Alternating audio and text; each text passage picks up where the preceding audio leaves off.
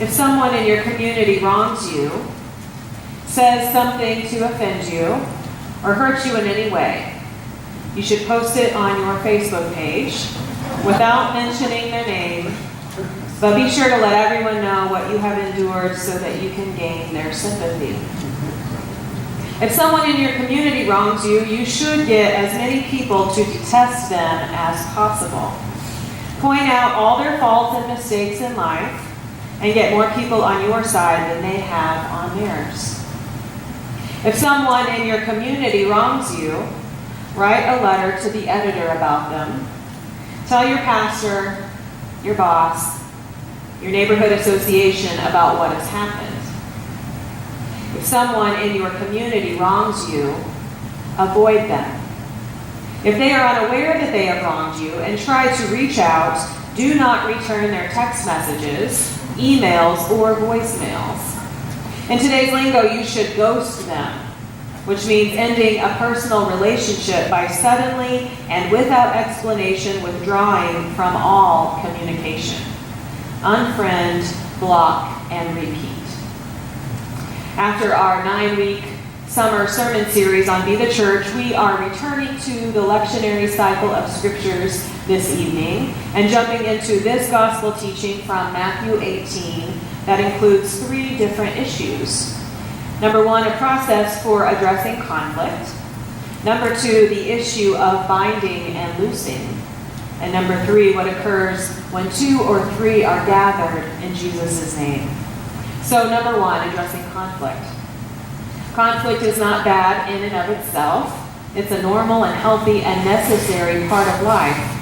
When I do premarital counseling sessions, I have each part of the couple fill out a conflict assessment sheet, and we figure out what their conflict style is and what their patterns are. Although conflict is not bad in and of itself, not addressing conflict is. What happens to a dream deferred? Does it dry up like a raisin in the sun? Or fester like a sore and then run? Does it stink like rotten meat? Or crust and sugar over like a syrupy sweet? Maybe it just sags like a heavy load. Or does it explode? Reading this Langston Hughes poem this week reminded me of the conflict our earth and environment is currently experiencing. In the midst of politicians and religious leaders denying climate change, we have not adequately addressed the negative effect of our overconsumption and non-sustainable living. The earth seems to be festering like a sore, sagging under a heavy load, and in many places exploding at the seams. I can't help but think that hurricanes due to rising ocean temperatures, out of control wildfires, and earthquakes, some of which are caused by our own addiction to oil, are the result of us not addressing conflict. How does Jesus counsel persons who are in community with each other to address conflict that they experience? Not by unfriending or ghosting or stirring up gossip or baiting a fight, but by doing something super uncomfortable, like talking directly to the person who has wronged you and letting them know the effect of their actions. The motive is not to shame them in front of their peers or the public, but to allow for a restoration of the relationship that you have with the person. On so many occasions, this simple act of talking one-on-one can bring about healing. Maybe there was a misunderstanding. Perhaps the person was unaware of the wrong, and once you point it out, they are quick to experience remorse and regret and offer you an apology. If not, Jesus counsels that the next step is to bring 1 or 2 others into the mix. Maybe a counselor who can help both sides navigate the impact that infidelity has had on their marriage. Or the resolution expediter at Home Depot who can assist you in your dispute with the remodeling company. Possibly the one or two witnesses will hear both sides of the situation and then decide that the person originating the grievance is actually the person who's out of line. Again, the goal is not to drag anyone's name through the mud, but hopefully to provide an avenue for restoration of relationship. This seems to be the constant underlying goal with all things Jesus-y. Restoration and transformation, not condemnation or exclusion. In the writing of this sermon, I have been reconvicted about the ways that I approach situations where I have been wronged by another. It's so much easier to moan and complain about having been hurt than to actually do the uncomfortable work of addressing conflict. It's not easy, but no one ever promised that relationships came without complexity.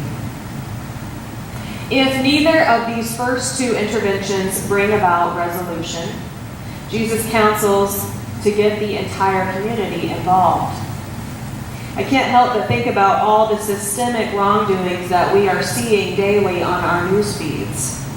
The entire community is getting involved through marches and rallies and letter-writing campaigns and trending Twitter reposts regarding the wrongdoing of police brutality, the wrongdoing of severing people's access to health care, the wrongdoing of discrimination based on gender identity, the wrongdoing of deporting young people to countries that they did not grow up in, all due to ego and power plays. And Jesus' words, if she or he ignores even the church, the wider community, then treat that sister or brother as you would a Gentile or a tax collector. What does that mean?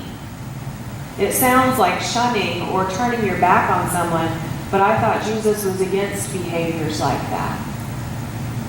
Directly before this passage in the Bible is the story of the lost sheep, where a shepherd has 99 and loses one. And is that okay in that story? No, it is not. The shepherd leaves the 99 in search of the one.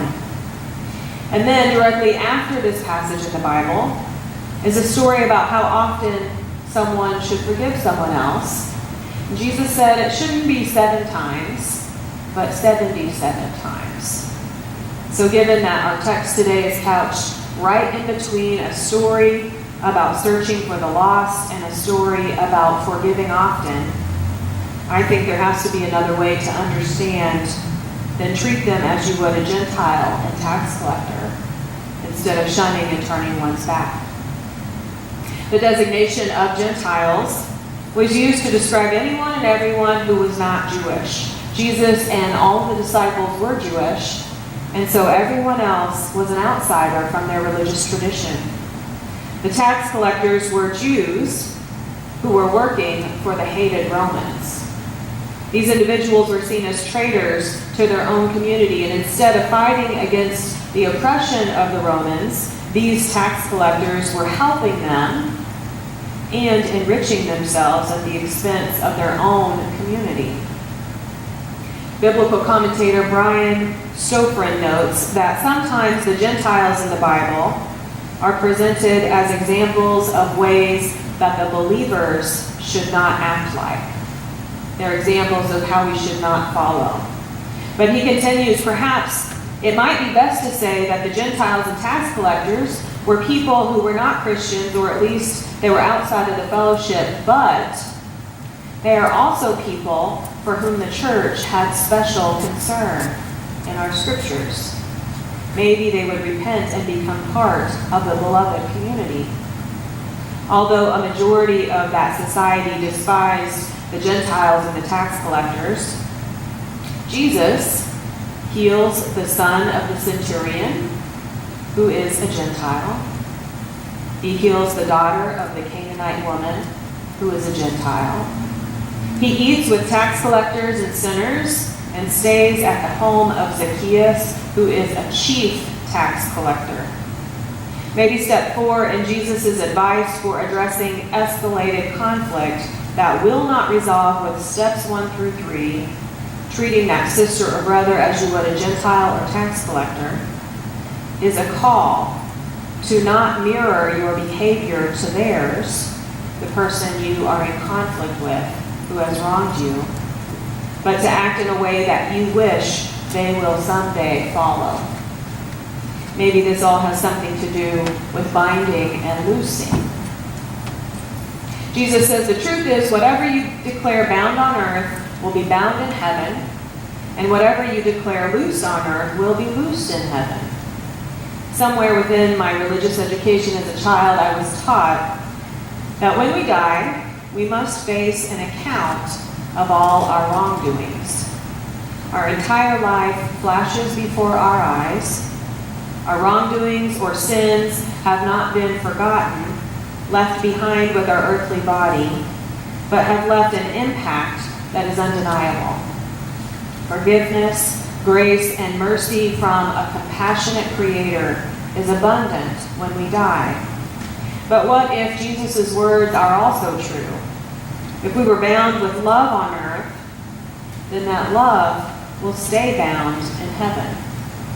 But if we were bound with jealousy and hatred, with greed and mean-spiritedness during this life, then simply leaving our earthly zip code is not going to unbind the effects of these things from our soul. Stanley Saunders tells a story of what binding and loosing can look like in our world. He says, quote, Elbert Parr Tuttle was a young lawyer based in Atlanta and a National Guard officer when he was called to Georgia in 1931 to organize efforts to restrain a mob and restore order after a black man had been accused of rape by a white woman. Tuttle succeeded in helping the accused escape the lynch mob that day, but at the subsequent trial, 12 white men produced a guilty verdict after a 2-hour trial with only 6 minutes of deliberation on largely contrived evidence resulting in the death penalty.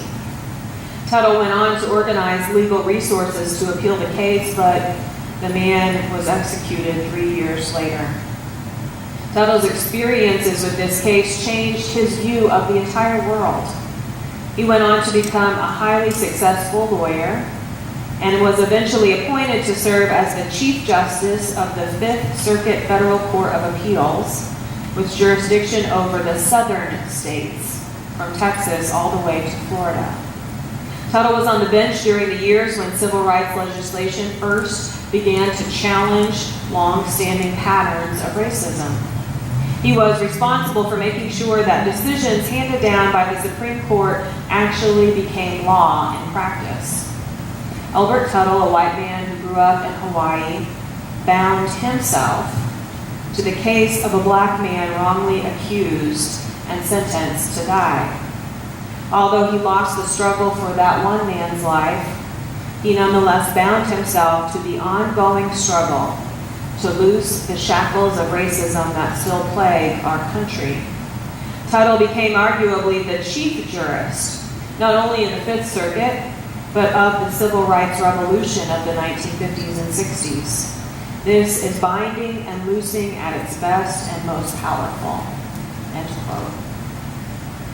What if the point is that even if a conflict cannot be resolved, no matter what efforts we have tried, and we must try efforts to resolve it, then as long as we bind ourselves to the good stuff, to truth, forgiveness 77 times over, to standing up with others against wrongdoing, and to repeatedly trying to bring the outsiders, Gentile and tax collector equivalents, towards the beloved community, or restorative justice, or whatever is called for, then those good things will be bound to us both now and forever in the hereafter. Jesus finishes up the teaching for this evening by promising, again, I tell you, if 2 of you on earth join in agreement to pray for anything whatsoever, it will be granted you by my Abba God in heaven. Where 2 or 3 are gathered in my name, I am there in the midst. As a pastor, I've been asked many times if I believe it takes 2 people to be together to guarantee God or Jesus' presence with us. I do not. I believe that the divine is with us whether we are the only human on a deserted island all by ourselves, or whether we are 1 million strong, joined in prayer, protest, and paving the way with peace and justice. However, strength in numbers is undeniable. Every 12-step program relies on multiple members that can be there for accountability, witness, and support. Every boycott, every choir, every workforce depends upon a multitude of persons adding their power to the mix. The same is true of the Christian life. We do not practice our faith in a vacuum. Our faith is practiced through relationships, through the resolving of conflicts, through binding ourselves to the good and loosing the chains of the bad, through joining together in agreement and praying for and with each other. One of the biggest reasons I believe Jesus is present wherever 2 or more are gathered is because we can see Jesus whenever we gaze upon each other's faces. My prayer this week is that we not ignore the hard parts of our relationships with each other until they fester or explode, but that we can lean into the wisdom of Jesus and seek restoration and transformation now and forever.